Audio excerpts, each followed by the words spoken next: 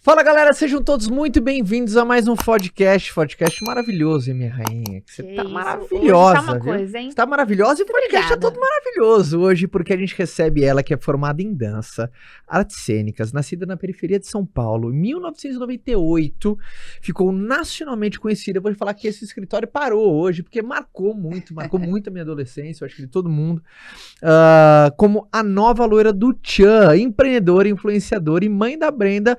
Uma salva de palmas pra querida Sheila Mello. Uma salva de palmas.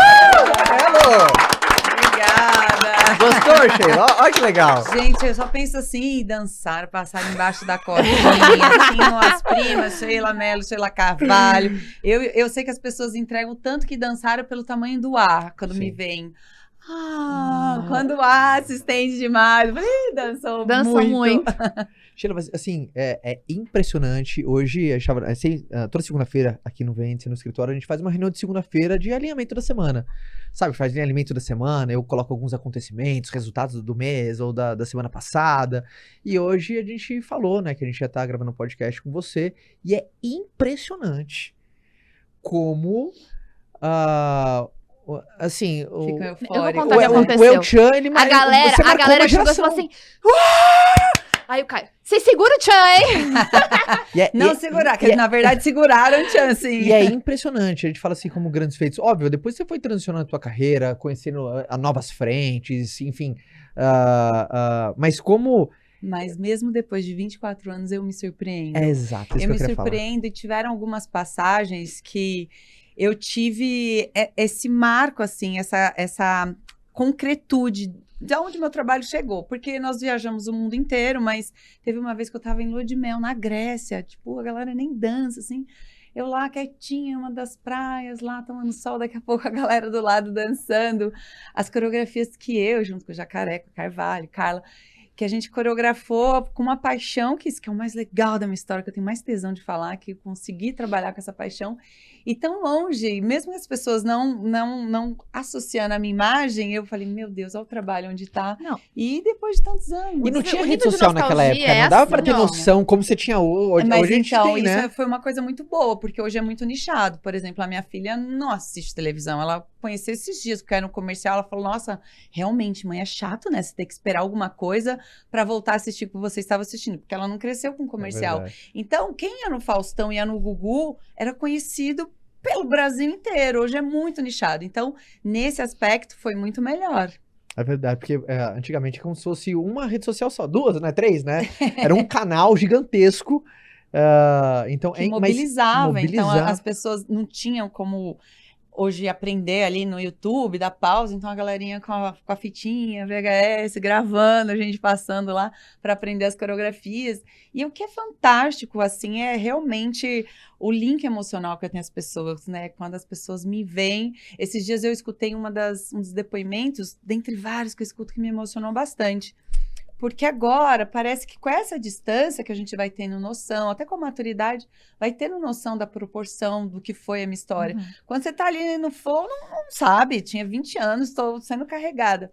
Aí esses dias eu estava num retiro, e na hora que a gente lavava a própria louça e tal, aí a pessoa compartilhou comigo, falou, nossa, Sheila, meu pai faleceu, uma das lembranças mais legais que eu tenho eu devo muito agradecer a você, porque eu era a Sheilinha dele e ele era meu jacaré.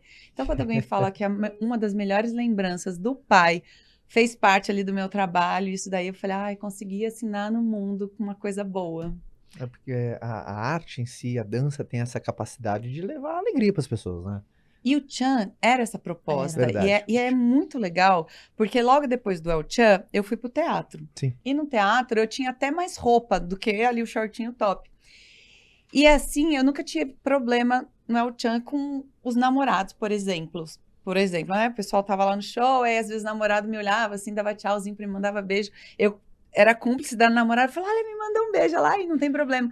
Eu nunca tive esse problema. E no teatro, eu tava toda vestida, mas o intuito era seduzir. E mesmo toda vestida, tinha uma intenção maior. E a intenção do El Tchan nunca foi seduzir ninguém, era justamente convidar todo mundo para dançar. E isso era um lema nosso. Então, a gente vê, assim, você pegar e ver o nosso material antigo, é todo mundo com com um sorrisão no rosto, não tinha ninguém sensualizado. Porque essa nunca foi a proposta. E foi assim que chegou na família. Tanto é que o Tchan conquistou ali todos, né? Do Você 80... vê que hoje, até aproveitando, acho que é um tema polêmico hoje, né? A questão da forma como as danças são feitas hoje. É diferente. Até você vê no TikTok, sempre tem, como eram as danças antigas, né? E como são as danças hoje. Você vê que existe uma grande diferença em relação exatamente a isso, que antes... A intenção é diferente. A intenção era dançar. O que eu acho muito legal do que aconteceu, que está acontecendo nesse movimento, que é muito democrático. Então, a pessoa tem a chance de ficar famosa ali com o recorte dela, e eu acho isso muito legal. Colocou muita gente para dançar. É verdade. Isso é muito positivo, e eu sou uma pessoa que eu olho o corpo não só como o entretenimento. Hoje eu tenho consciência ali da saúde mental através dessa ferramenta. Com esse recorte eu acho muito positivo. Agora tem algumas coisas, por exemplo, a maioria do meu ciclo de amizades, os dançarinos, os profissionais passaram a vida inteira estudando, sabendo o contexto de coreografia, aqueles desenhos coreográficos. E esse recorte, você escuta a pessoa, coreógrafa, e quem é da dança fala, não, eu acho muito legal, positivo, pois todo mundo para dançar, as pessoas tão lindas dançando, mas tem uma diferença que eu acho que isso tem sido perdido, é o que eu converso com os meus amigos dançarinos, tem essa crítica em relação a esse trabalho, mas eu acho, no geral, muito positivo, porque tudo que fizer a galera sair ali do sofá para dançar, eu acho positivo. Eu não gosto, realmente, que toda a intenção ali é na face, né? De sedução o tempo inteiro. Então, a gente vê ali as crianças. Eu não gosto muito de tocar nesse assunto, porque eu vou falar, lá, a menina da boquinha da garrafa, vem falar isso. Mas eu dentro ali do El Tchan coreografando, eu sei como que nascia, eu sei como que a gente apresentou pro El Mundo. Tanto é que se a gente pegar todas as letras, quando o El Tchan fez sucesso, porque não sabia que ia agradar a criança. Eles não tinham noção. Quando surgiram ali em Salvador e viram o negão arrasando, chamaram o Jacaré. Aí viram uma loura arrebentando lá no show, chamaram a Carla Pérez. De repente, esse sucesso caiu na graça das crianças. Então, depois disso, aí a gente teve a música da Abelhinha, não sei o quê, porque aí começou a pensar-se, falar, poxa, tem esse público, tem um certo compromisso. Mas, enfim, eu não gosto. Eu prefiro o Tchan. Como que você começou a dançar? Tipo assim, foi uma coisa assim, já era de criança isso seu? Olha, eu vou falar com uma coisa que eu conto, assim, eu adoro falar essa história, porque eu era uma criança muito tímida, introvertida. Sério? Daquele nível que, assim, eu tinha vontade de entrar embaixo da mesa, assim, quando as pessoas chegavam em casa. Eu tenho isso muito impregnado dessa sensação. Ai, tá arrumadinho por lá? Tá arrumadinho. Tá lindo. Achei que se entortar, você me avisa. Tá. E aí, eu fui criada em creche. E eu lembro que, já na creche, eu tinha que dançar na frente. Então, eu tenho a sensação da dança como um superpoder meu. Porque quando eu ia dançar, aquela sensação de ser introvertida e tímida e olhar para baixo, morria. Eu já tinha aquela sensação de olhar no horizonte, até o ombrinho já levantava assim. Então, a dança sempre foi uma ferramenta fundamental na minha vida. E hoje, né, depois desses anos todos, eu tenho 44, então eu comecei com 4 aninhos. Depois de 40 anos com essa ferramenta, eu entendo hoje a dança como minha grande parceira. Às vezes eu tô assim, né, no divórcio eu percebi muito isso, porque eu tava lá com uma solidão diferente, com uma solidão, passando por uma coisa muito triste, eu dançava. Então, a dança sempre me organizou, e essa é a função. Sua ferramenta de confiança, assim. Minha ferramenta de parceria, de companhia, de empoderamento, né, ali, a minha saúde mental, eu atribuo muito à dança. E uma coisa que é legal na tua história, cara, que a turma do podcast... Tem muita gente começando o seu negócio, muita gente crescendo profissionalmente, na carreira, muita gente tendo sucesso, muita gente querendo ter. Só que você provou uma coisa muito peculiar, que é do dia... Você, eu acho que conta essa história muito legal, que você explodiu quando foi conhecida, aquele do dia pra noite, como se fosse conhecida pelo Brasil inteiro. Sim. E, assim, às vezes muitas pessoas crescem em aquela coisa do sucesso, e você teve que lidar com o sucesso e aquela musculatura, daquele sucesso repentino, né?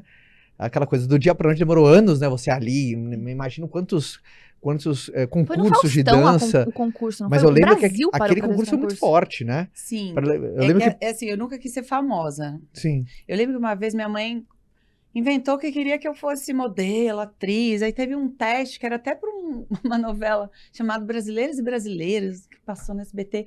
E eu tinha um teste, minha mãe chegou lá, eu soltando pipa, minha mãe me deu um pau, porque tinha sido difícil pegar aquele teste, que não sei quem. Então, nunca foi uma pauta da minha vida. A dança sempre foi. E o que eu acho mais legal é que a dança me impulsionou a essas conquistas. Então, assim, o concurso a duração dele foi de 4 meses. E foi terrível, porque eu não tinha telefone na época. E era assim, a gente passava por uma etapa, eles dividiram pelos estados, principais estados do Brasil, e cada estado tinham suas finalistas. Então, em São Paulo, acho que foram uns 3 meses, e quando eu passava, eu chegava por SEDEX. a resposta, você passou para a próxima etapa. Ficava o dia inteiro na porta, esperando o carteiro passar. Eu acho que era uma terça-feira. E aí, teve a terça-feira que nada chegou. E eu, mãe, acabou.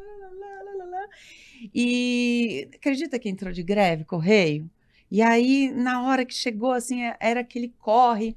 Então, o que eu li muito do seu livro foi muito intuitivo, né? Porque eu no concurso ainda tinha 19 anos. E vou colocar um pouquinho o pano de fundo para vocês entenderem o quão foi difícil lidar com isso. Não a questão da fama, mas a questão de se organizar financeiramente. Eu tinha um pai alcoólatra, a minha mãe trabalhou a vida inteira como professora da rede pública. Então, no cenário, não tinha ninguém com essa ascensão, não tinha ninguém rico na minha família. Que região que você nasceu aqui em São Paulo?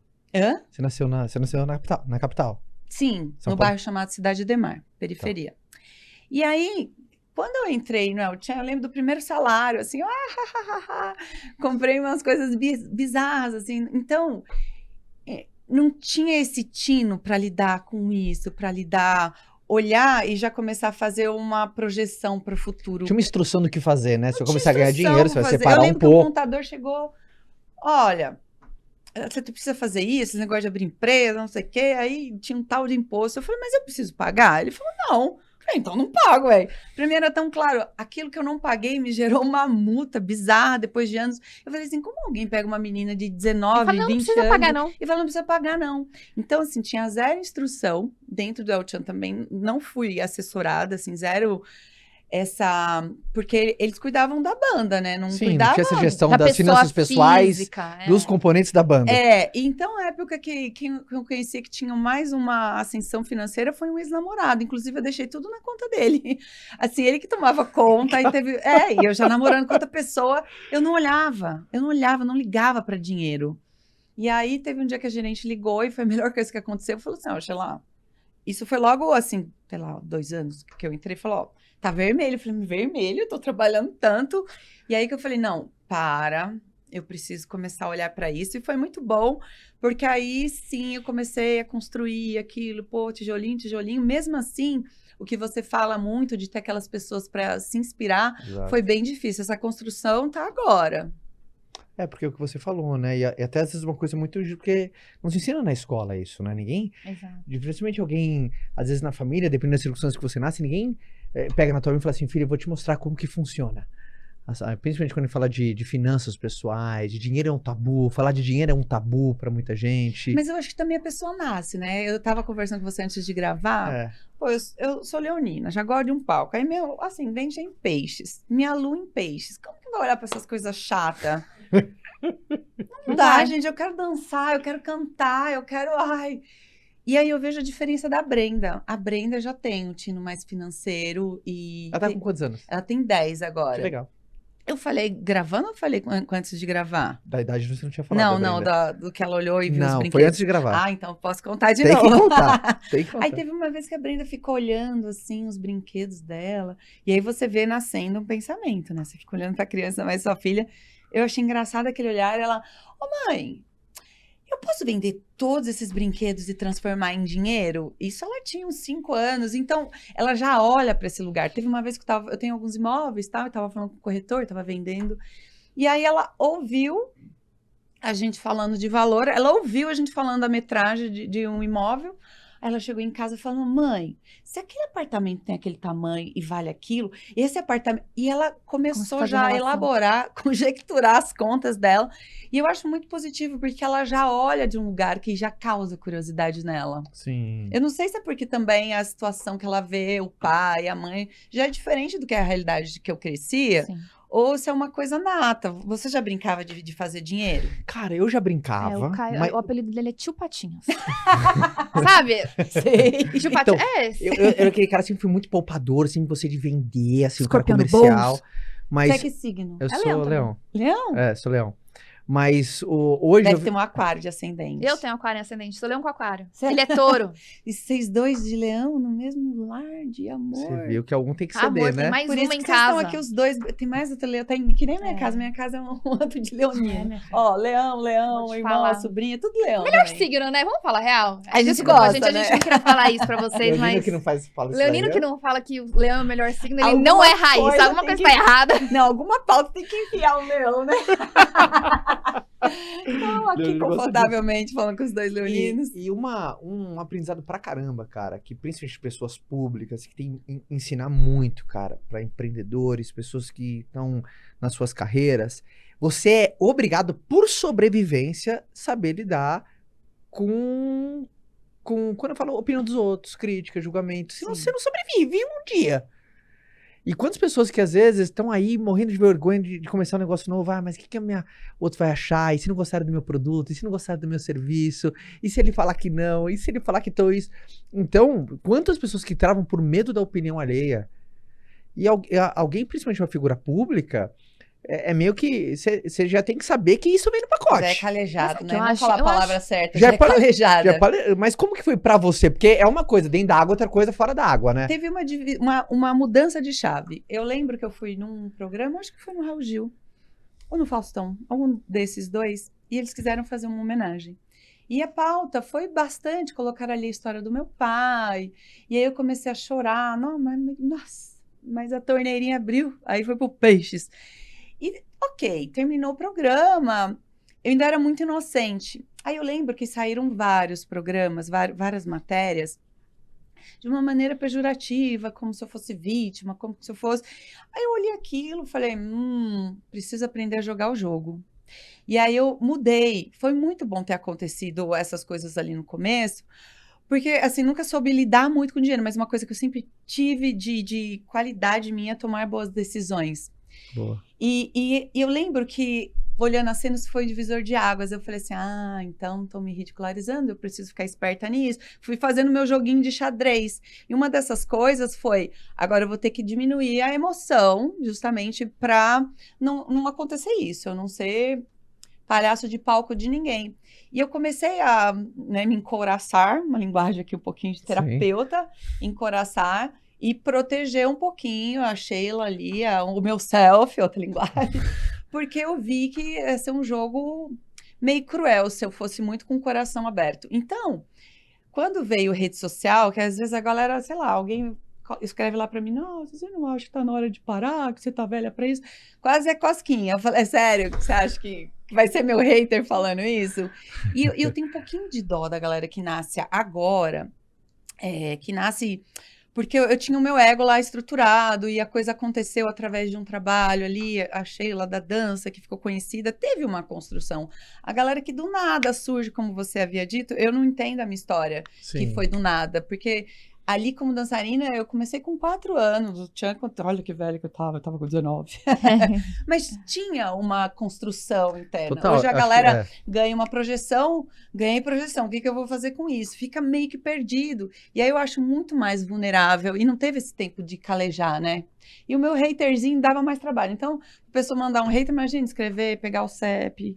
ir lá no correio, mandar pro escritório para ver se ia chegar na minha mão. Então, era um filtro muito grande, ou então ter que descobrir o número. Hoje é muito direto, né? Então, essa galera não teve esse processo de se proteger. Esse ódio cada vez está crescendo mais. Eu fico um pouquinho assim, meu cuidado vai muito em relação à minha filha, porque a gente tem visto os sintomas que isso está causando na nossa sociedade está meio doentio. Na minha época não era tão doentio assim. É verdade. As redes sociais, a gente foi uma das últimas gerações que que não teve rede social, né? Eu lembro que quando o Instagram apareceu, eu já tinha... 20 e pouco, 23, 24 anos, né? Então a gente cresceu sem tela, vai. A gente foi... Você não é isso, né? Isso faz parte que você quis o que o Caio fala assim, a nossa geração, tipo assim, se aprontou alguma coisa ali com 14 anos, 15 anos, o Instagram inteiro não ficava sabendo. Hoje os nossos filhos, se eles fizerem um A errado, é assim, ó, tá em todo canto. O problema não é nem só tá em todo canto, é o que você faz com aquilo, né? Exatamente. Porque... sei lá, antigamente uma fofoquinha ali do bairro, hoje em dia isso virou a existência dessa galera que tá chegando, já é considerado como uma patologia, quando você tira o celular dessa galerinha nova, já tá lá no CID, o caderninho lá das doenças, que isso é uma sensação para eles de amputação. E eu acho que a minha geração não sente isso, porque a gente fala, eu ainda olho para redes sociais, às vezes eu fico brava quando toma muito tempo da minha vida, e eu falo... ai, gente, eles são espertos, né? Consegue pegar até quem tá achando que já tem uma coisa construída. Imagina essa galera. Que vive disso, o dia inteiro orientado pra isso. Que aquilo é a existência. Eu não. Eu não sou a loira do tchan. Eu tenho consciência, eu trabalho bem. Que nem eu falei assim, vou jogar o jogo. Então, eu não ligo. Por que eu não ligo? Ah, Sheila, mas você se incomoda de ser a nova loira do tchan? Claro que não. Que concurso incrível, que passagem legal da minha vida. Mas eu tenho plena consciência que eu não sou só isso. Exato. Essa galera que vem, parece que vira uma coisa só, aquela, né? Então, se tomar um unfollow, se tomar um cancelamento na rede social, aquilo é o drama da vida. E é muito triste. Eu, como mãe de, né, tenho minhas sobrinhas, eu tenho sobrinhos de 20, 28, Júlio, 26? 26 até bebezinho. Então, galera que tá consumindo, eu fico muito preocupada com isso. A gente pode entrar nessa linha de personalidade? Porque... Como assim, de personalidade? Porque a gente abre e fecha ciclos o tempo inteiro. Sim. E às vezes as pessoas, elas entram em alguma coisa e elas acreditam que é aquilo pro resto da vida. Só que a gente vive de ciclos, né? A gente começa coisas, a gente encerra coisas, a gente começa coisas, novas coisas. Prospecta. E pensando assim, principalmente em você, que foi um puta ciclo, né? No sentido assim, te construiu muita coisa, abriu muitas portas, né? Criou uma personalidade, achei lá nova loira do tchan. Como foi transicionar? Eu fechei essa casinha, eu fechei esse ciclo, eu fechei essa personalidade, né? Eu fechei esse ciclo e agora eu vou dar entrada a um novo ciclo. Essa transição, porque hoje as pessoas, elas às vezes não têm um suporte, não sabe qual caminho percorrer. Qual que é o caminho? Tem gente louca querendo fazer uma transição de carreira e ela fica com medo. Ah, mas se não conseguir, ela acredita que ela é aquilo, sabe? E ela não se vê numa nova pessoa, sabe? Olha, eu vou falar o que funcionou pra mim. Tá. E como eu, né, me formei em bioenergética, você não falou nas minhas formações em bioenergética, o que eu tenho mais carinho, você pulou. Aí eu pulei. Você pulou. Eu pulei, dona Larissa. Pulou. E eu sou tão... Não, então calma aí. Volta. Ela que é formada em danças, artes cênicas e bioenergética. Por isso que ele pulou. Eu tava fazendo psicologia. Era o trabalho dele, ó. Eu parei na pandemia, claro que eu priorizei os estudos da Brenda, então o meu olhar... O que é a bioenergética? A bioenergética é uma terapia corporal. Que legal. Nós falamos que nós somos os netos do Freud. Posso contextualizar para vocês entenderem? O Freud, quando ele fez o legado dele, ali, do inconsciente e tal, ele chegou um momento que ele falou, olha... Ele tinha um discípulo que falou, olha, Freud, com todo respeito, tem coisa que você não vai conseguir acessar, que não está na mente, está no corpo. Freud falou, então vai aí na pesquisa, porque o meu legado vai ser esse. Aí o Reich foi e começou a trabalhar os inconscientes, né, acessar inconsciente através do corpo. E aí o Reich tinha um discípulo, que aí nasce a bioenergética, que é o Lowen. O Lowen fala assim, olha, Reich, concordo com você que tem coisa que é no corpo, mas você precisa tirar o bonitinho ali do divã, deitadinho, colocar ele em pé, para ele sustentar, dar conta, ter ground na vida dele. A partir daí ele vai conseguir fazer um movimento de progressão, não só de regressão. Uhum. E a partir desse momento nasce a bioenergética. Então, é um campo que a gente lida ali com o contexto dos inconscientes, das emoções, mas através do corpo. E eu tenho muito respeito como eu cheguei até aí. Interessante, hein? É muito legal. Eu já quero saber onde você fez. Que eu tô isso aí foi muito incrível, porque o que acontece? Quando eu comecei a estudar e para a parte intelectual, eu comecei a fazer contato de muita coisa que eu já aplicava, já fazia intuitivamente. Os benefícios da dança, tudo que aquilo fazia, não só, né, como a gente sabe... da cadeia hormonal, mas, né, do intelecto, enfim, da saúde mental. E eu fui ficando muito mais apaixonada por isso. Então, quando eu olho assim na cena, o que eu tenho que fazer, eu faço conexão com a minha alma. Então, a dança sempre foi a primeira coisa. Quando chegou o momento que ali no El Chan eu olhava, falava assim, poxa, eu não tô conseguindo ter uma visão de futuro, não tô conseguindo estudar, eu falei, encerrou o ciclo. Foi muito fácil, claro, assim, muito fácil. Eu pensei sobre, nessa época eu não tinha nem terapia, nem... Tinha um grande amigo que me ajudou nessa empreitada e artística que foi o Jacaré. E o Alexandre Pires, na época, eu namorava com ele. Então, ele é uma pessoa que já estava com mais tempo ali na área artística. Ele me ajudou muito. Mas eu pensei em 1 ano sobre essa minha saída do El Chan. E quando eu decidi, foi muito rápido, foi muito fácil, porque eu já tinha encerrado esse ciclo. Então, para mim, estava muito claro que seria uma passagem. Eu não me identifiquei em ser a loira do Tchan. Eu sabia que o Tchan seria uma passagem. Então, eu queria voltar a estudar. Nessa época, eu não tinha feito faculdade ainda. E esses meus planos fizeram eu mudar os ciclos, né? Então, aí, a partir desse momento, eu fiz teatro. Fiquei 10 anos no teatro. Quando eu olhei para a cena, que eu estava até com a maternidade, assim, eu olhei assim, falei, poxa... Vou ter que mudar de ciclo um pouco, até porque eu comecei a trabalhar com 12 anos. Uau. Foi meu primeiro... Minha mãe falou a frase, filha, eu não tenho dinheiro para pagar sua fantasia, você não vai poder dançar. Eu falei, mãe, não precisa mais. Eu trabalho. A partir daí eu comecei a trabalhar. E então eu sempre tive esse movimento, sempre fui ambiciosa no aspecto positivo. E aí eu encerrei esse outro ciclo do teatro, que eu falei assim, não, agora eu vou viver da maternidade. Fiquei 2 anos ainda, fazia alguns eventos que estavam fáceis de ir, voltar para casa rapidinho. Eu fiquei 2 anos. E aí deu uma bugadinha, aí deu uma crise existencial. Porque, poxa, se não é o Tchan, se não é o teatro, o que vai ser? Aí eu comecei a olhar para esse outro lugar de empreendedora. Fiz umas cagadas, fiz. Teve um desses empreendimentos. Olha o nível de impulsividade. Impulsividade não, de ingenuidade, porque eu não sou uma pessoa impulsiva. Sabe aqueles amigos que a gente tem roleiro da vida? Roleiro e amigão, assim, do coração. Sheilinha, tem negócio bom pra nós, vambora. Vamos abrir um kart. E aí a gente comprou os carrinhos, antes de ter o espaço físico, antes de ter um plano de negócio. Kart mesmo, aqueles kart. Adivinha como terminou esse negócio? Com um monte de kart na garagem. A gente rodando em São Paulo fazendo racha, né? Porque não tinha estrutura nenhuma. E aí eu dei umas erradas em alguns empreendimentos. Mas, como eu havia dito, eu sempre fui uma pessoa muito cautelosa. Então, eu nunca dei all-in, nunca peguei meu dinheiro que eu conquistei. Errou, mas errava pequeno. Errava, mas era um budget que eu falava, não, esse budget aqui... Era um errado controlado. É um errado controlado, não era all-in, assim, all-in. Eu estou, nem all-in agora, gente grande, porque aí eu tava engatinhando, agora eu peguei uma mentoria, agora eu tô olhando para esse lugar de empreendedora. Ah, que legal. E muita gente, principalmente nessa área de... A Fabi trouxe, né, de transicionar de carreira, não consegue... E é legal como ela trouxe naquela coisa da decisão, bicho. Você toma uma decisão, segue a decisão, porque como é que foi no dia seguinte que... Eu não sei se foi uma reunião ou você falou, turma, termino aqui. Do El Chan. Falei assim, turma, termino aqui, obrigado, assim, foi ótimo. Já tinham convites externos, né? Sim. Não foi que eu tava à beira do penhasco. Então, eu lembro que na época... O Silvio Santos me chamou para trabalhar com ele. Que coisa... que difícil, gente. Eu lembro que eu já tinha convite para peça de teatro, que eu queria muito. Eu tinha um convite, inclusive eu estava no projeto do Silvio Santos, lá do SBT, chamado Gente que Brilha. Então, tinham coisas externas acontecendo que eu já queria abraçar. Já tinha começado a ficar pequenininha ali, o Tchan. Porque eu sabia, tudo bem, vou dançar aqui, e ali acabou. Se eu tomar essa decisão aqui, ou esperar mais 5 ou 10 anos, melhor que eu tome agora, que tem tempo para tudo. Então, já tinham esses convites, esses movimentos me levando para fora desse quadrado.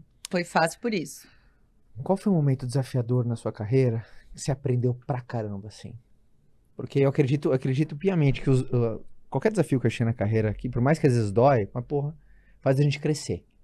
E qual e assim, como eu mencionei, eu nunca fui uma pessoa impulsiva, de decisões erradas. Então, assim, nunca aconteceu de, ai meu Deus, eu tenho que pegar dinheiro no banco, sempre fui muito contida. Mas teve uma vez, assim, às vezes a gente tem que dar importância. Eu tive uma primeira aula da faculdade, antes de ir pra bioenergética, eu fiz um ano ali de educação física. Aí não encontrei nada que eu queria, só ficava jogando vôlei, uma delícia. Gente, aqui não vai dar muito certo. Mas enfim, Deus vai colocando pessoas que vai ajudando no nosso quebra-cabeça. Eu tive um professor que depois ele virou até meu coach para entrar na fazenda, chamado Ricardo Rico. E aí uma vez ele fez um exercício pra gente. Eu quero que vocês lembrem de 5 datas do ano passado. E a gente... É difícil. Ele falou, gente, a vida é construída no dia a dia, nas datas pequenas. Não tem essa magnitude sempre. Então, a gente fica, às vezes, dando valor às coisas grandes e são nas pequenas coisas. Isso sempre ficou muito claro para mim. Muito bom, vocês. Aí teve um dia que eu estava na barraquinha comprando aquela revistinha Franquias. Porque eu falei, ai, gente do céu. E aconteceu assim, né? A mudança financeira da minha família foi a partir da minha história. Então, teve uma época que eu tinha escritório que o irmão mais velho, empresário, o irmão do outro irmão era o meu produtor que viajava comigo, o caçula era o office boy e a minha cunhada, a secretária recepcionista. E eu falei, gente do céu, é muita pressão. Eu falei, se eu quiser parar, se eu quiser engravidar, se eu quiser... Então tinha muita pressão. Então eu falei, eu preciso ter uma coisa concreta, vou abrir um business. Aí tô lá na banca comprando que não dependa só de você, é isso, né? Porque se eu cair e quebrar a perna, ferrou. Eu falei isso pra família, eu falei assim, tá ficando muita pressão, porque tá todo mundo, se eu parar aqui, eu vou ferrar a família inteira. Vai todo mundo junto. Todo mundo junto. Aí eu lá na banquinha comprando aquela animal de franquia, grosso pra caramba. Aí o tiozinho da banca falou, Sheila, pode falar uma coisa? E eu amo conversar com gente duvidão. Tipo assim, pra mim, coach não podia nascer rico. Coach rico não serve... Eles não vão saber o que é vidão. Agora, você pega quem é do vidão, as ideias são mais legais, precisa trabalhar umas coisinhas, mas tem mais... Vidão é vidão. Vidão. Não precisa nem explicar. Vidão é vidão. Quem sabe que é vidão... Quem passou pelo vidão sabe o que é vidão. É vidão. Aí, esse tiozão aí do vidão fala assim, pode falar uma coisa? Menina, sua marca é mais forte que todas as que estão aí na revista. Aí eu com aquela cara de bunda, né? Olhei para ele e falei, não é que você tem razão? Já tinha tido reuniões com várias empresas para fazer franquias e tal. E aí, esse foi Ou seja, uma consultoria grátis ali pelo vidão da banca. Mas aí, quem é do bem, o que Deus faz? Verdade. Deus coloca uns anjinhos, umas falas. Pra falar com você, né? E eu percebo muito isso. Eu sempre estou muito conectada com a minha alma. E por isso que eu acho que eu nunca me encantei muito em ser a loira do tchan. Na verdade é essa. Porque eu tenho consciência que é uma passagem. Porque, sabe, na verdade tudo é, né? Aquela coisa, eu tenho muita consciência disso. Então... Não vou falar que eu não sou narcisista, né? Leonina, vou lá e fico famosa. Tem um quezinho, mas, graças a Deus, assim, eu sempre tive essa sensibilidade de ouvir, ouvir esses sinais. E esse foi um deles. Eu falei, putz, grilo. E aí, tive que ter dei essas erradas, depois que ele falou, né? De montar algumas coisas minhas. Hoje eu tenho uma mentoria, hoje eu tô com uma equipe trabalhando, fazendo um plano de negócio. Não vou falar o que é, porque eu tenho medo do seca-pimenteiras da vida. Eu juro. Vocês viram que tem uma pegada meio mística, mas eu quero muito voltar aqui. Mas o silêncio é a língua dos sábios, eu gosto. Depois de julho e falar assim, olha, lembra aquele dia? Era isso, porque aí vou dar uma unzada. Mas eu gosto Quase a win, não é a win. Eu gosto muito desse time mesmo, porque tem horas que o que os outros não sabem, eles não podem estragar. Então, a sabedoria no silêncio, eu gosto disso também. Não, e eu sempre fui contratada para falar, porque, né, sempre fui comunicadora, porque chegou uma época que no tchan, o que eu menos era dançarina, porque de repente, modelo, né, desfilando lingerie, não sei o que, influência pra caramba, porque tinha a sandalinha, tinha o caderninho, tinha a bonequinha, né, só não tinha o nome, mas influência nós já éramos. Até cantora eu fui nesse rolê, e é o que eu faço pior da vida. Então, o que eu ia falar? Por que eu comecei essa frase? A gente falou que os outros não sabem, eles não podem estragar. Então. E aí, eu era muito contratada para falar. Então, a coisa nem tinha nascido, nem era sementinha, né? Ainda estava no campo das ideias. E tinha que falar. E aí, aquelas pessoas do vidão que passam, menina, não falem das suas coisas que estão para acontecer. E aí, você fala, faz sentido, né? Sim. Ai, madura, adoro falar que sou madura. O que você vê de uma Sheila lá de trás, cara? Porque quando Eu acho que principalmente, né, a Sheila lá que começou e falou assim, puta, eu vou por aqui, vai nesse caminho. Não, a Sheila lá de trás não falou isso, ela foi empurrada. Sinto te Foi? dizer, muitas coisas, assim, empurrada pela situação. Nessa época Mas que eu eu digo- entrei no El Chan, eu tava dançando num lugar chamado Reggae Night, em São Paulo. Tá. Fazia as lamba aeróbicas, lembra na época? Famoso pra caramba as lamba aeróbicas. Então, quando a Carla anunciou que sairia, já foi um movimento muito normal das pessoas que estavam lá me incentivar pra ir. Tipo, você tem que ir, você é a próxima, tá? Eu tinha um namorado que ele olhava assim, ele era muito Não partiu de instintivo. você? Não. Ele olhava assim pra mim, ele falava assim, eu já sei, muito antes da Carla anunciar que sairia, viu? Ele olhava assim, falava assim, seu futuro vai ser dançando no El Chan. Eu, mas não, ai, obrigada. Isso eu entendia como elogio. Quando a Carla saiu, eu não entrei num concurso, porque, pra falar bem a verdade, vocês querem a verdade. A verdade. Nada além da verdade. Sim. Eu entrei pra ganhar um carro, porque tava uma peleja danada, eu trabalhava na REG. Nessa época eu tava trabalhando em 3 empregos, então eu fazia a REG. Ai, desculpa. Eu trabalhava de modelo e trabalhava do que na época, Gi? E trabalhava de telefone, tudo que tinha. Enfim, eu quase não dormia pra dar conta ali de ganhar o dinheirinho. Então, e assim, eu tenho uma crença que sempre foi limitante, que eu tive que trabalhar muito isso. A minha situação financeira de infância era fodida, no nível de um fogão, uma época ser uma latinha de sardinha com 4 pregos. Teve uma época que a nossa a situação, eu não gosto de usar o termo pobreza, que para mim tá tão muito mais de alma do que poder aquisitivo, que eu nem gosto de usar esse termo. Mas o perrengue, vamos usar perrengue, era tanto que o nosso fogão era assim. Então minha mãe preparava assim os filhinhos, né? Aqueles anjinhos, né? Eu chamava a gente de 4 anjinhos. Eu vou preparar vocês pro pior. Porque se deu bom, tudo bem. Então, minha mãe sempre preparou a gente para olhar para o pior, porque essa era a nossa realidade. Então, sempre foi muito realista. Ela colocava, juro por Deus, uma vez minha mãe colocou os cachimbinhos de crack que a gente achava no nosso quintal, as drogas, e falava assim, ó, isso é cachimbo de crack, isso é maconha. E tinha que ter esse papo real. Eu trabalho o dia inteiro. Se vocês não souberem ali tomar as atitudes de vocês, vocês vão rodar. Minha mãe não falava em gíria, né? Mas vamos resumir o resumo aqui da história.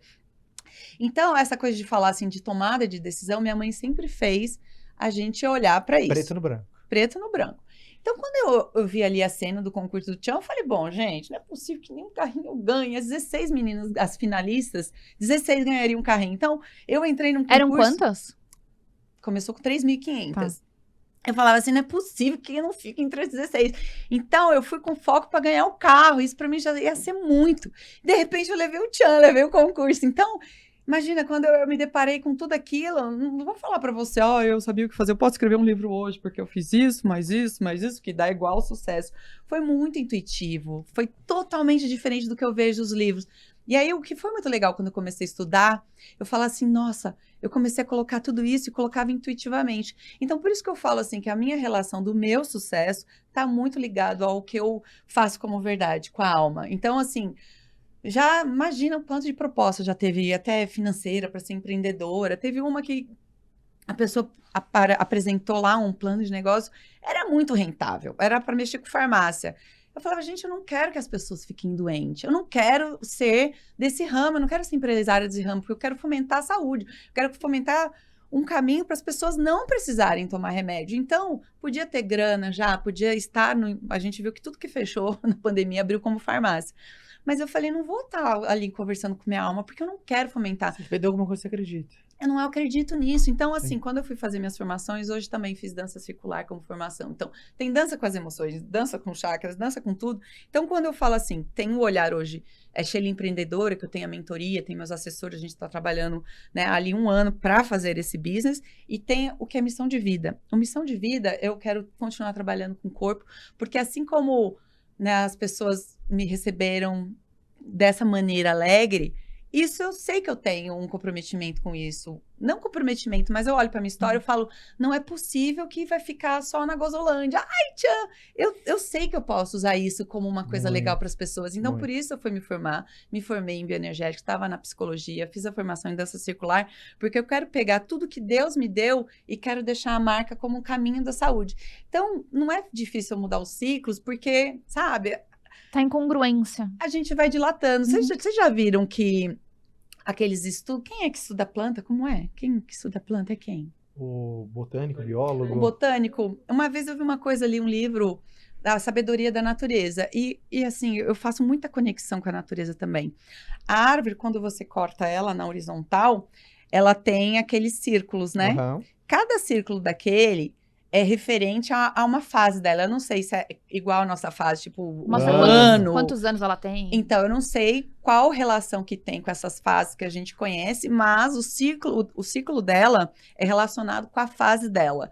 E quando a gente pensa nesse conceito de ir se dilatando, esses movimentos, esses ciclos vão acontecendo de dentro para fora. E eu respeito isso. Ficou bonito isso. Ficou. Eu tava pensando, isso vai virar corte, né? Mas muito legal, eu gosto... Posso perguntar agora? Posso? É porque eu não vou saber falar de dinheiro. A minha conversa sempre vai ser desse lugar de estar mesmo conectado com isso. E eu não consigo fazer diferente. Uhum. Queria perguntar da maternidade. Como foi pra você? O que você sentiu que mais transformou? O que a chegada da Brenda mudou na sua vida? Então, a chegada da Brenda é uma que eu esperava há muitos anos. Eu vejo as entrevistas lá da revistinha, aqueles... como que chamava? Raio-X. E falava assim, qual o seu sonho? Ser mãe. Então, isso eu esperei muito tempo. Então, quando a minha filha chegou, eu tinha 33 anos quando a Brenda nasceu, 32 que eu engravidei. Foi muito confortável, porque a cena já estava pronta. E eu queria ter enjoo, não tive. Eu queria ter aquelas coisas que a gente vê na novela, que a gente romantiza, descobrir através do... sabe, uma vontadinha. Eu não tive nada disso. A artista tá presente o tempo inteiro. Você viu que maravilhoso que ela fez, né? Então, eu tava tão disposta à maternidade que tava até no pacote, um enjoo, e não teve nada disso. Não, foi uma grande bênção.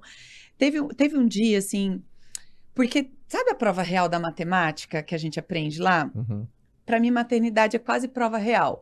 O que você aprende, o que você passa pro filho é o que você acredita, né? De tudo aquela... que a gente aprende muita coisa, a gente lê muita coisa.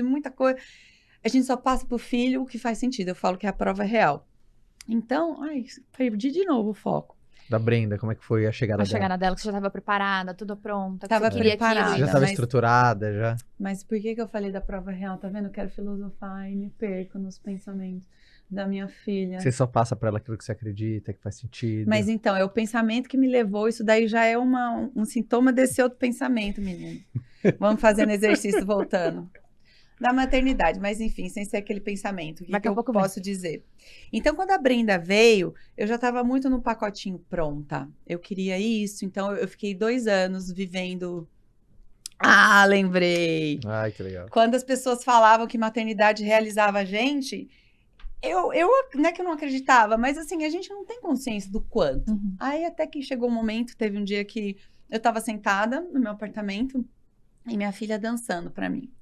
E ela ficou dançando umas 2 horas. Brenda gosta de dançar também? Vem no DNA, tá vendo? Você pega meu pai e minha mãe, aí você entende por que eu sou Eu não entendo ela desengonçada. como artista, não tem essa alma, Viu como não. tem nada a ver?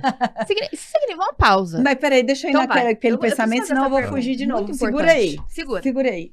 Aí, ela tava dançando. E quando ela terminou, que eu me vi com aquele sorriso, eu falei assim, a maternidade faz isso. A maternidade realmente faz a gente se realizar.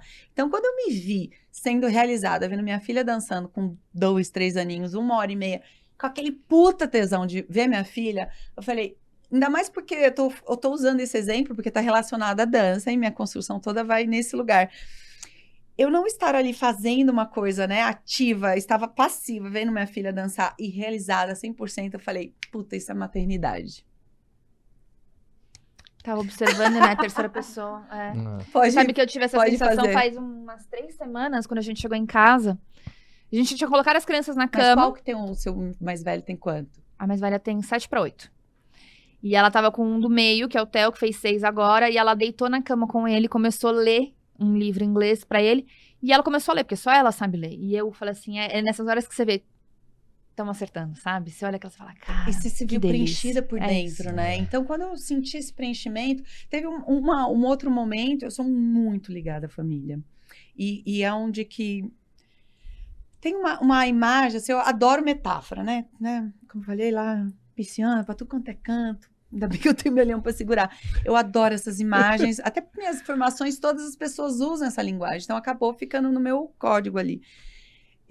Uma parede de escalada. Eu lembro que eu usei muito isso quando estava ali para conversar se ia ter divórcio ou não. Eu usava direitinho, aonde tem para se segurar, onde tem para se segurar.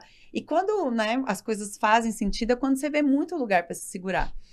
E a maternidade, família, me dá muito essa conexão, essa ponte com o futuro. Minha mãe faleceu tem pouco tempo, e aí, pô, você cai naquela bad, né? Você cai, o chão abre, você, puta, e agora? Aonde segura?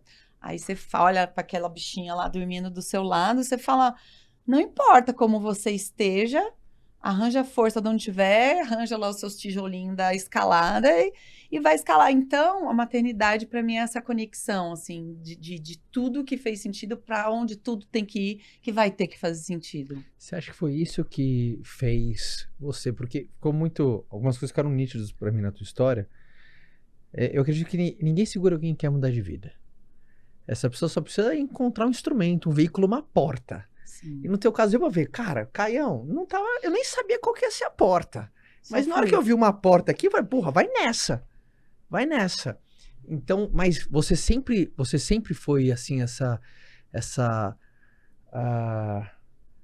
o que fez você sair daquele ponto A? Você falou umas coisas que eu achei muito bonito, né? Tipo de mobilidade social. Uhum. A partir da tua geração. Sim. Que você fez aquela mobilidade social. Tem uma pesquisa que diz que, puta, demora anos, cara, de uma família sair da classe E no Brasil ainda, né? O Brasil é um país que ele dificulta as pessoas na mobilidade social. E você conseguiu romper na sua. Sim. A tua filha já nasceu numa classe completa, assim, quilômetro de distância de onde você nasceu. O que fez isso acontecer? Qual que foi o atributo? O que fez a Sheila ser essa obstinação, essa... Eu sou uma pessoa que eu tenho isso já dentro. Eu consigo ver muita força em você. Além de energia, no seu tom de fala, assim, ação. Tipo, bicho, eu não sei como que eu vou, mas eu vou. Então, eu falo para meus irmãos, adoro jogar isso na cara deles, porque tem 2 mais velhos, aí tem eu e tem uma caçula. Então, assim, antes do Tchan, eu comprei já um carrinho. Sim. Então, sabe aquela pessoa que eu já tava indo consórcio pra ver o meu apartamento. É aquela coisa, você tem que 3 empregos? Beleza, vai 3 empregos, mas não vai dormir? Beleza, toma. Eu lembro que uma das vezes foi muito bizarro, porque um desses eventos era num supermercado, já fui frente de posto de gasolina, já trabalhei no McDonald's, já fiz tudo. E pegar o currículo, aquela coisa... Check. Não, aí, graças a Deus, depois de 98 parou. E era fazer apresentação de alguma coisa japonesa, não lembro se era necessariamente sushi, sashimi, mas estava relacionado ali ao rolê de coisas asiáticas. Aí eu com a bandejinha assim no mercado, eu juro, eu tava dormindo em pé, assim, e assim, eu tinha que oferecer em pé mesmo. Aí eu pegava o gelo, eu jogava gelo, assim, eu lembro pegando a pedra de gelo para eu ficar acordada, porque a batida era de trabalho direto, saía de um, entrava no outro. E aí, na época, eu tava namorando uma pessoa que ficou de passar lá pra gente almoçar. E eu na fila do orelhão, não tinha celular, não tinha nem o tijolão, era fichinha mesmo. E tinham umas 3 pessoas para ligar. E quando ele chegou, eu tava dormindo em pé, com a mão assim no muro, encostada. Aí ele falou, não, agora você passou dos limites, entra no carro e deixa esse evento para lá. Eu nem fui buscar esse dinheirinho, até hoje eu lembro dele. Então, eu tenho isso, né, meu nato, esses movimentos de buscar. Então, eu sei que eu sou ambiciosa nesse lugar. Tipo, foi muito louco, assim, imagina, eu moro num lugar que eu nunca imaginava, um apartamento que eu nunca imaginava. Aí, no dia que eu entrei, assim, teve, de repente, meu olhar, viu o duplex, aí, do outro prédio, né? Por que tô pronta pra... Já tô pronta pra eu falei, aí vai pra terapia falar, me ajuda, porque a gente também tem que calar um pouquinho isso, senão, realmente, a gente entra naquele buraco, né, sem fundo. Mas eu sei que eu tenho isso. Você tem aquela inconformidade que tira do lugar, né? Isso? Porque assim, eu tenho você tem a coisa boa ali, por que eu não posso ter? Quando eu li o Lowen, né, da bioenergética, eu me identifiquei muito com ele, porque ele fala uma passagem, ele fala, primeiro eu me joguei, sim, e depois eu elaborei, e aí eu quis passar a partir daí. Então, quando eu olho minha vida, eu falo, eu me joguei muito. Às vezes eu conversando com alguém, eu falo, não é possível que eu fiz tanta coisa. Porque eu era daquela que eu era do time de basquete, de vôlei, não sei o quê, eu era baliza e não sei o quê. Então, eu sempre tive sede de viver. Teve uma vez que eu fui internada, fui até para semi-intensiva, E foi um movimento muito legal, porque você sai daquele registro. O meu registro é de fazedora, é realmente energia aqui, para mim não tem problema já chegar o pelíptico, tiver que fazer meia-noite, lá. Mas é uma demanda, né? Que se paga um preço, quer queira, quer não,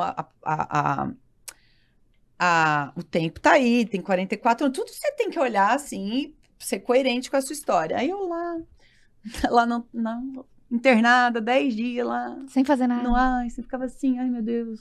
E agora? Mas foi esgotamento, alguma coisa assim? Não, eu tive uma infecção. Tá. Nem vou pro recorte somático, não, senão a gente nunca vai chegar em dinheiro. Porque... E aí eu analisei muito, assim, né? E eu lembro o que eu comecei a falar, eu tinha um medo. Eu falava assim, não é possível que eu vá morrer. Porque eu amo a vida. Então, eu sou uma daquelas pessoas que eu tô fazendo a leitura, eu vejo que eu amo a vida. Então, meus movimentos são nesses, assim. Eu nunca passei, graças a Deus, uma das coisas que eu tenho medo é de depressão, porque eu acredito nela. Eu não sou daquelas pessoas. Minha mãe falava, coisa de gente fraca que não tem o que fazer. Eu não, até porque eu estudei anos para justamente ser uma cuidadora e dar valor a uma fala dessa. Uma das coisas que eu tenho muito medo é de depressão, porque uma das coisas que a gente lê é que tira a energia da pessoa. Então, eu tenho muito medo de perder minha energia. O que você acha que é uma virtude sua, que sem falsa modéstia, você pudesse emprestar para a audiência do Seja Foda, do podcast, galera que tá ouvindo, alguém que tá lendo um livro. A audiência do Seja Foda? É, porque eu falo Seja Foda porque eu vejo muito da Sheila. É nova. Porque eu vejo muito disso, sabe? Da energia dela, dessa coisa de Seja Foda, da galera que quer fazer acontecer. Sabe o que eu acho, realmente? Aí vocês vão me ajudar a construir esse pensamento. Que eu não sei se é uma construção por eu estar na minha família ou é uma coisa nata. Pra mim, Seja Foda é não puxar tapete de ninguém. Assim, eu tenho tanto orgulho dessa passagem, eu tenho tanto orgulho quando alguém escreve lá pra mim, né? Até em rede social, porque eu não tenho acesso a todas as pessoas que eu trabalhei. Poxa, sempre foi humilde, sempre tratou todo mundo bem. Os lugares que eu passei, todos têm as portas abertas pra mim. Porque essa altura do campeonato, assim, eu falando aqui com vocês e tendo consciência de tanta gente que, se eu tivesse puxado o tapete, isso não ia ser válido, sabe? Então, aí eu não sei se é o lar que eu cresci. Eu tenho um vô, ele tem 96 anos. Que legal.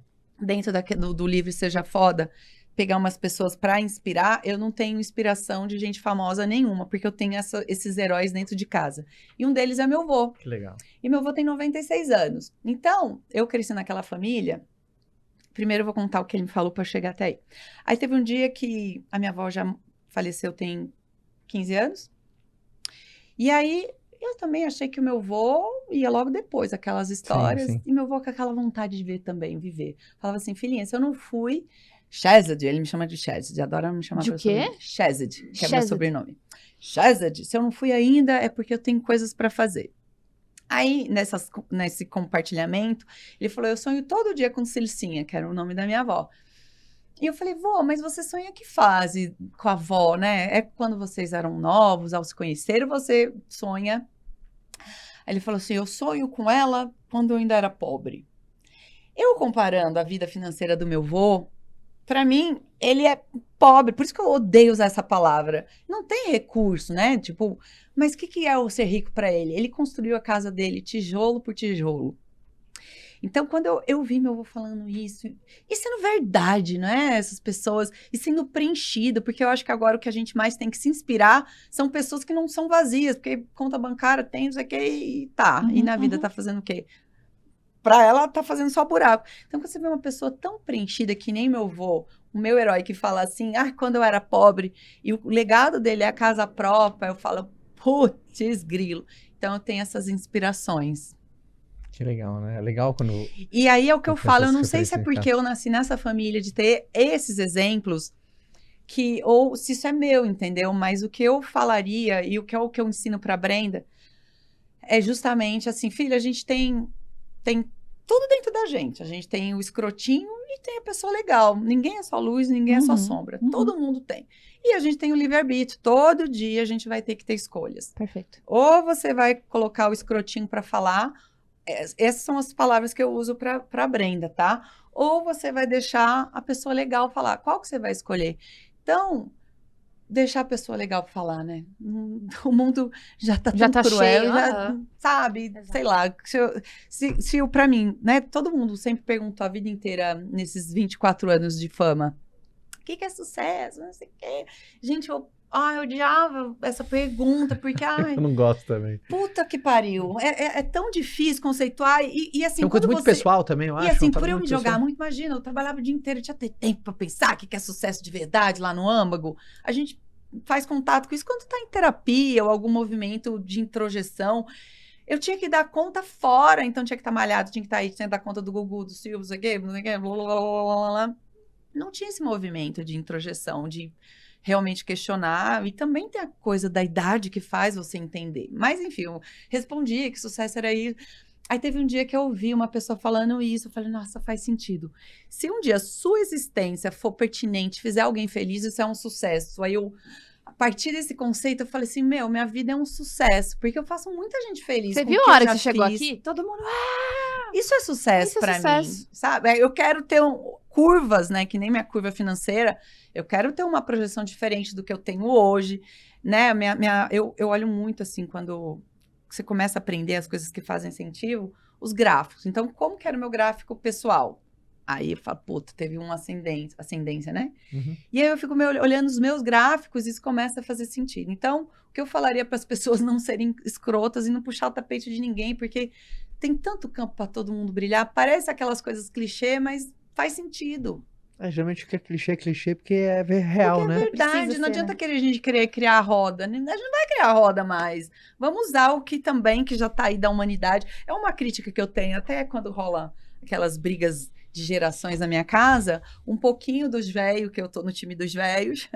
É isso, eu falo assim, tem muita coisa acontecendo, muita coisa construída aí, muito legal, mas tem muita coisa que já foi feita, que também tem que ser validada. Então tem essa coisa de validar o que já tá na história, o que já foi feito. Imagina a gente não validando nada. Se você fosse deixar uma mensagem, não sei se você tem algum mantra. Se você tem alguma coisa. Por exemplo, se você chega, se alguém chega e te encontra no aeroporto, assim, se quer uma dica, me fala alguma coisa. Geralmente, o que você gosta de deixar espalhado? Ou, por exemplo, se fosse escrever um livro, qual que é a tua quarta capa? Porque no livro eles pedem uma quarta capa para resumir um pouco. Qual seria uma mensagem? Chegaria para todo mundo? Eu tive um pouco disso no meu TCC, né? Que meu TCC, eu fui pesquisa de campo, então peguei um grupo de dança, e depois ali com o meu legado. E aí, Sheila, a partir daí, o que tem para fazer? São duas coisas, assim, o que eu faço quando eu vou encontrar todo mundo, quando eu vou encontrar um trabalho que eu acho que funciona, porque as pessoas falam exatamente que eu fico trabalhando em casa, eu trabalho muito minha energia. Então, eu aprendi a fazer uma meditação de colocar umas rosinhas de proteção. Então, eu trabalho muito isso antes de sair de casa. E é muito legal, porque todo mundo fala, nossa, que energia legal. E não é mágica, é trabalho. Você cuida dela. É trabalho. Se eu quisesse ficar legal lá, ficar vendo feed de desgraça ou música, né, de corna ou de televisão. Não, até para isso é verdade. Mas é verdade. Ela é vidão. Ela é vidão. Então, eu tomo cuidado da minha energia para chegar perto das pessoas. Sim. E as pessoas sempre falam isso. Então, um conselho que eu daria até é muito estranho, mas é cuidar da energia. Então, gente, tá tão fácil hoje cair em ciladas, né? Então, parar de seguir um monte de gente é um puta conselho bom que muitas outras pessoas não gostarão, porque tem gente que nos dá uma angústia, às vezes por uma pressão, esse tanto que a pessoa tá produzindo, eu não. São várias pressões. Então, se a gente... Então, vamos mudar. Posso apagar? Apaga. Mas muito boa essas duas. Apaga essas. Mas, assim, vamos partir do dentro para fora. Então, ali, primeiro, se você está vivo, tem que ter uma gratidão no coração. Muito bom. Começa por aí. Então, realmente, eu trabalho muito com isso. E olhar para o que já fez. Porque, às vezes, não é fácil. Às vezes, como a gente falou de ciclos, tem hora... Eu trabalho com o meu irmão, nós dois juntos ali, eu administro minha carreira. E artista é isso, ele meio que lá na beira do penhasco, tem hora que a coisa fica difícil, né? Então, eu fiz um acordo comigo, eu fiz um contratinho comigo. Toda vez que eu estiver meio perdida e não deixar, você fala muito de pessimismo, né? Sim. Não deixar, porque eu sei que eu tenho um fiozinho conectado ali com a crença da minha mãe, trabalhar, né? Pra tudo dar errado, porque se der bom, deu bom. Então, eu cuido muito desse lugar, de olhar para minha história. E todo mundo fez uma coisa legal. É só você firmar, e assim, não precisa ser grande. Um pouquinho me angustia quando fala qual o conselho que você dá, porque eu acho que as pessoas querem fazer um link diretamente com ganhar um concurso com 3.500 meninas. Sim. Isso não é sucesso. Tanta gente que ganhou e que não foi sucesso em nenhum âmbito. Pode ter, né, seguidor, mas isso a gente sabe que hoje isso não está relacionado a sucesso. Então, eu falaria para a pessoa olhar a própria história, fazer contato com aquele dia que a pessoa foi muito foda, vamos usar o seu termo, muito foda. Seja numa pessoa que ela ajudou através de uma conversa. Quantas vezes a gente salva uma pessoa dando o ouvido? O que a gente não é treinado hoje para ouvir. Graças a Deus, eu fui para uma formação que, né, por mais que a gente não ponha tanto em prática, mas está ali no meu radar. Ter um ouvido legal, isso pode mudar a vida da pessoa. De alguma forma ajudar, e não precisa ser grande, né? E não tô falando, pode me ajudar até construir essa... Porque eu comecei a elaborar agora e às vezes foge um pouquinho. Então é isso, olhar para o próprio momento que a pessoa se acha foda. E se alimentar disso, alimentar a partir de dentro. Uma das 4 chaves da crença, o que a gente fala crença, nada mais do que, não tem nada a ver com credo, e sim acreditar naquilo que você faz, é você olhar para trás e você se apoiar numa pequena vitória que você teve lá atrás, cara. É que você acessa o seu eu vencedor. Você volta lá atrás, pô, cara, eu já... Não é ficar comparando o teu palco com o palco, o teu bastidor com o bastidor de alguém, mas você olhar pra trás, resgatar algo que você fez de bom, é tão legal, gera muito mais confiança de olhar pra frente. Então, quando você começa a criar um pequeno histórico de realização com você mesmo também, né, pequenas vitórias, às vezes as pessoas ficam comparando muito, acho que vitória é entrar num tchan, né, e cada um tem o seu tchan, né, então Não, cara, são as pequenas vitórias. Você hoje se propôs a ler um livro e você lê o livro e você fala, pô, que legal. E quando acontece isso, pode ver que é relacionado às emoções. É verdade. Então, quando a gente visitar aqueles lugares, a gente tem um pouquinho de colocar os 2 pés, né, nessa sociedade louca, frenética, que precisa ser fazedora, lá. Então, quando vier essa emoção, fazer contato com aquele dia e deixar. Respeitar e deixar aquilo impregnar. A gente não deixa mais as emoções impregnar na gente. A gente já está pronto para próximo passo. E às vezes esse próximo passo ele fica vazio, se não for de dentro para fora. Então, assim, a gente pode ler tudo, mas é o que eu falo da prova real. Para mim, se não fizer sentido, eu posso estar lá, sei lá, o Low eu acreditei muito nele, mas na psicologia eu tive uma crítica muito grande com as professoras, porque eu vi ela desdenhando de coisas que eu acredito, né? Sim. Diretamente relacionada à bioenergética. E não fazia mais sentido naquele momento. Então, o que eu fazia? Poxa, tá sendo só de fora para dentro. Não vou deixar nutrir minha alma disso. Então, eu cuido muito da minha nutrição de alma. Então, eu acordo de manhã, faço um incenso para Sarasvati, que é minha deidade hindu que eu escolhi. E aí eu vou cuidando disso, sabe? Não sou religiosa, mas eu sou muito espiritualizada nesse lugar de conectar, sabe? Nesses lugares muito mais de dentro do que de fora. Total, você saber que energia, você cuidar da tua energia, você ter um ritual de coisas que te fazem bem, né? E senão você vai sugado pela rotina, a tua rotina te entorpece, te intoxica a um ponto de você ficar broxô. E aí você vai apagando ao longo do tempo, isso né? é uma coisa interessante para as pessoas começarem a ter percepção, porque a gente tem uma mania de sempre colocar a culpa no meio externo, porque aquilo aconteceu comigo, porque a pessoa fez isso comigo, porque teve aquele problema, e ela não entende que ela só atrai o que ela é. O mundo, os fatos, é reflexo do que você é. A forma como você cuida da sua energia, a forma como você se porta, isso coloca você em conexões de coisas de energia do mesmo patamar, da mesma vibração. Então, eu só arrumo traste na minha vida. Amor, pensa se você não tá sendo um tiquinho de traste também. Eu nunca dou certo em nenhum lugar. E para de pensar que a culpa são dos lugares, a culpa é das pessoas, mas fazer uma reflexão assim, quem sou eu? Qual é o lugar que eu tô ocupando? E o que você tá ganhando com isso? Né? Vamos ser honestos. Hoje eu tô falando aqui muita terapia pra... E é um jardim, tem que cuidar todo dia, né, Todo dia, por isso que eu tô falando, assim, isso não pode ser frágil. Isso quando a gente pensa em nutrição, pra mim essa palavra, ela norteia tudo isso que a gente tá falando. Nutrição, que seja energética, nutrição audiovisual, o que você está vendo, o que você está ouvindo. Nutrição, porque tudo que você deixa entrar ali no seu campo, você está nutrindo de alguma forma. Então, eu cuido muito da nutrição. Já teve uma vez que assim, me perguntaram, quantos amigos você tem? Sei lá, mais de 30 amigos. Tipo, quando você passa o tempo, hoje eu olho assim na cena, amigos, aí você já diminui esses números, aí você faz uma faxina, né? A gente tem que fazer essas faxininhas. Muito bom. Pô, uma salva de palmas pra Sheila que arrebentou a boca do balão. Sheila, para as pessoas acompanharem mais de pertinho o seu trabalho, como é que elas fazem para te acompanhar ainda mais? Você é uma pessoa muito, tem uma presença muito forte nas redes sociais. Sim, tem o Instagram, que é o carro-chefe. Vou falar de TikTok, mas eu tenho muita preguicinha. Não faço. O Instagram assim. tua rede que tá mais presente, inclusive, lá também tem o contato do meu irmão, que é um empresário também, na bio. Tá. E são esses canais que as pessoas conseguem achar. Vai estar tanto super a Sheila conectado com você. Empreendedora, tanto a Sheila Artística. Que legal. Que legal. Primeiro, Neia, vamos colocar aqui na descrição as redes sociais da Sheila. E adorei bater papo com você. Você tem uma... também, que delícia, gente. que energia. Vocês Adorei. estão demais, casal. Amei, Leonina, né, gente? Leonina, Não tem como dar adorei. errado. Ó, vou colocar você em saia justa, certo programa, né? Mas vou colocar. Pra gente é fácil, os leões aqui. Mas adorei, você tem uma energia muito legal. Pra mim, eu gosto de entender a lógica do caos. Existe uma lógica dentro de cada um de nós somos um pequeno caos, assim, que faz uma pessoa triunfar, faz uma pessoa conseguir progredir, sair de um ponto A, chegar até um ponto B, e dá pra ver essa sua vitalidade, força nas palavras, dá pra ver isso muito, né, de paixão, o que tem que fazer e faz. Então continua sempre arrasando, continua levando alegria pra onde você passa. E aqui a turma do podcast vai estar sempre torcendo pra caramba por você. Querido, foi um prazer. Amamos, obrigada. Até eu adoro falar, gente, eu sou uma máquina de falar. Às vezes eu até falo, por que você eu não é fácil falei entrevistar. na terapia? Você é fácil entrevistar. Não, tem programas que eu assisto, teve um que eu participei da Fontenelle, e depois eu falei, por que você não pediu pra eu ficar quieta?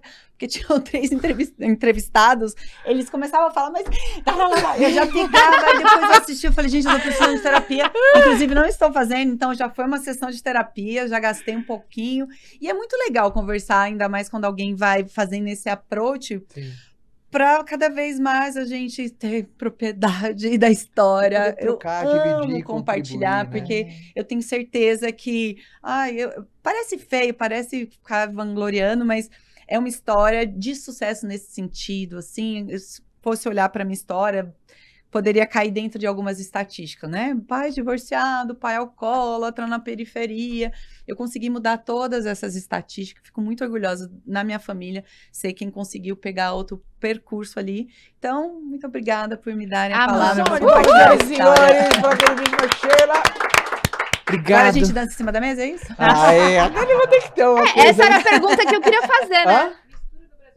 A gente vai querer saber a mistura do Brasil com o Egito, a gente vai querer saber todas as perguntas, mas obrigado por levar tanta alegria por onde você passa, você leva. Então, em nome de toda a galera do podcast, deve ter um carinho enorme da galera, assim como a galera do escritório hoje, né, foi unânime, por você tá aqui, porque, então, é legal. Fala de Sheila, essa coisa, caramba, alegria, então isso é muito bacana. E lembrando a todo mundo aqui do podcast, nosso episódio sempre no começo da segunda-feira, para você começar a sua semana bem, com um papo legal, um papo gostoso, trazendo boas ideias, provocações, para você ter uma semana melhor. Se você está assistindo pelo nosso canal do YouTube, se inscreva no canal.